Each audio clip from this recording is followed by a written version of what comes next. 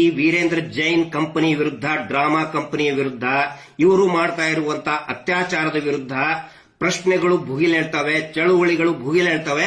ಅವಾಗ ಹಿಂದೂ ಮುಸಲ್ಮಾನ್ ಅಂತ ತಂದಿಟ್ಬಿಡ್ತಾರೆ ಇವರು. ಈ ಟೆಕ್ನಿಕ್ ಕಳೆದ 50 ವರ್ಷದಿಂದ ಅದೇ ಮಾಡ್ತಾ ಇದ್ದಾರೆ. ಯಾಕೆ ಕರಾವಳಿ ಭಾಗದಲ್ಲಿ ಪದೇ ಪದೇ ಹಿಂದೂ ಮುಸ್ಲಿಂ ದಂಗೆಗಳು ಆಗ್ತಾ ಇದಾವೆ ಅಂದ್ರೆ ಮೇನ್ ರೀಸನ್ ಇದೆ. ಹುಡುಕಾಟ ಪ್ರಾರಂಭಿಸಿದ್ದು ವಿತಿನ್ 2 ಅವರ್ಸ್ ಒಳಗಡೆನೆ ಸೌಜನ್ಯ ಸಿಗ್ತಾಳೆ. ಆದ್ರೆ ಶವ ಆಗಿ ಅವಳ ಕೈಗಳನ್ನ ಅವಳದೇ ದುಪಟ್ಟ ಅಂಡ್ ID ಕಾರ್ಡ್ ಇಂದ ಮರಕ್ಕೆ ಕಟ್ಟಿರ್ತಾರೆ. ಅಂಡ್ ಮೋಸ್ಟ್ ಬ್ರೂಟಲ್ ಪಾರ್ಟೀಸ್ ಅವಳ ಯೋನಿ, ಅವಳ ಏನಿತ್ತು ಅದ್ರ ಒಳಗಡೆ 6 ಇಂಚ್ ಮಣ್ಣು ತುಂಬಿರ್ತಾರೆ. ನಮ್ಮ ರಾಜ್ಯದಲ್ಲಿ ಅನ್ಯಾಯದಿಂದ ಧ್ವನಿನೇ ಎತ್ತಬಾರ, ಸತ್ಯಕ್ಕೆ ಬೆಲೆನೇ ಇಲ್ಲ.